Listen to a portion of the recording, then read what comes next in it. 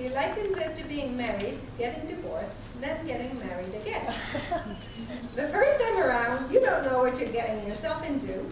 When it ends, you take stock and vow that next time around you'll do better because you know better. And you go into it with your eyes wide open.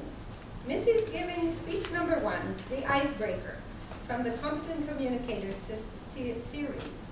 It's a 4 to 6 minutes, and her goals are to share a little bit about herself, to get comfortable speaking in front of an audience, again, and to get a baseline for her strength and weakness. The title of her speech is Toastmasters 2.0. Please help me welcome Missy.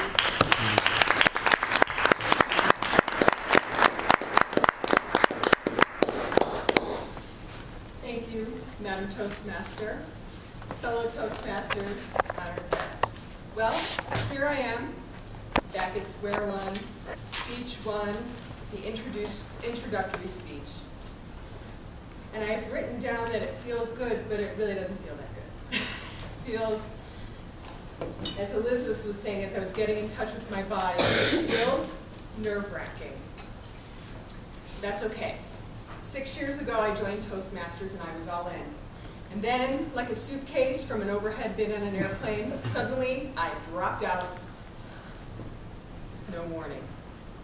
Today, I'm going to talk about what happened the first time around. And then I'm going to jump to present day and tell you what it is I'm doing here the second time around in Toastmasters 2.0. My Toastmasters journey started in 2008. At the time, I was a stay-at-home mom. I had the same 3 boys.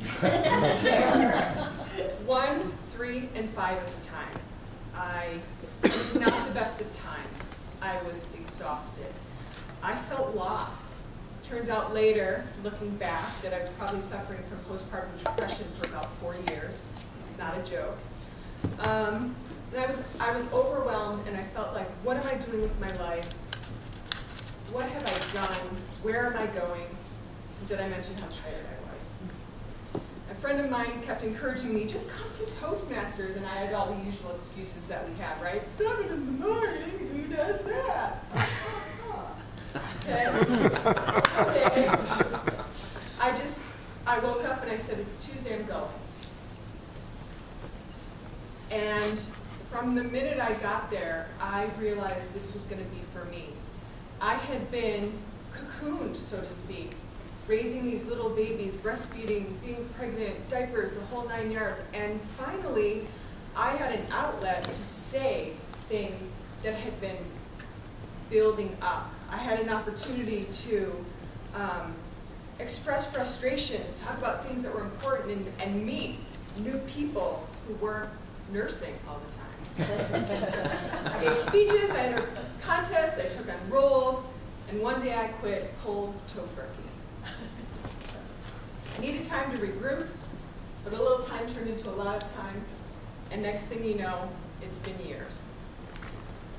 On December 31st, 2014, out of the blue, I made a New Year's resolution. Because those of you who've seen me around town, I always say, how's Toastmasters? I'm coming back.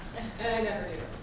But this year, I said, I'm going to Toastmasters. And first week in January, I was here, and I've actually kept my New Year's resolution so far. How many of you can say that?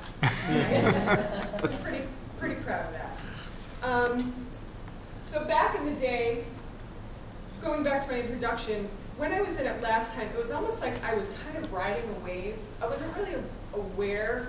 I mean, I knew I was trying to say things, but I didn't really have a hold of the whole experience. I would take on roles. I was the VP of Communications. I was entering contests, but I never really felt connected to what I was doing. But this time around, it's different. I'm different. I have a new clarity, a new consciousness about what I'm doing here. And I'm going to tell you what it is. The first thing I'm doing is relearning all the old stuff. Anybody who's practiced anything for a period of time and quit knows that you don't go from, basketball analogy, how about that? You don't go from playing basketball, quitting, and then you're not in the Final Four, right?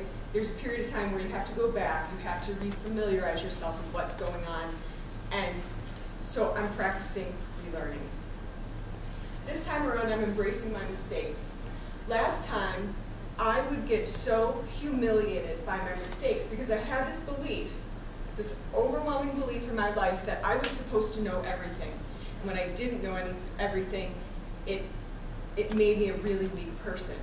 But now I finally get, at this advanced age, that mistakes are just another word for experience, and they're okay, and you're going to forgive me for them. I'm changing my story. When John Concannon got up out of the blue and just gave this random speech, and he nailed it, and he talked about, how many of you are afraid of table topics? And I'm like, yeah, I'm afraid of table topics. And I was like, yeah, I'm leaving to John as a speaker, this is great. And then Julio got up and goes, all of you people who are afraid of table topics, you need to knock it off. That is a story that doesn't serve you. And I was like, oh, yeah. So I'm changing my story about Toastmasters. This time around, I'm not apologizing. When I was looking online for things to write about for your introductory speech, over and over again, it said, you may have the urge to apologize. Don't do it. Last time around, I wanted to apologize for being here. I wanted to apologize for all my mistakes. Because, again, I had this idea that mistakes were horrible and rotten. I'm not apologizing this time. I'm going to make my mistakes, I'm going to learn from them, and I'm going to move on. And the big thing that I'm doing here, which I did last time, and it continues more this time, is I'm so inspired when I come to Toastmasters. Last time, when I was active in Toastmasters, Sue Ann was building a business, and it's so great. What I'm up to, we hire her to do that. She's the president. She comes up here like a pro. I always knew John Henry was good at what he did. I sat next to him during an evaluation, and I was blown away. I was going to say literally, but it's not. I wasn't blown away. But I was blown away by his evaluation. It was so strong. It was so on the money. And I thought, how did he do that? And then I remembered, oh, because he comes to Toastmasters and he practices. I'm inspired by the new people. I'm inspired by the guests. And I just love coming here. So what I'd like to leave with you today is a quote. The only way that we can live is if we grow. The only way that we can grow is if we change. The only way that we can change is if we learn. The only way we can learn is if we are exposed. And the only way that we can become exposed is if we throw ourselves into the open. Do it. Throw yourself.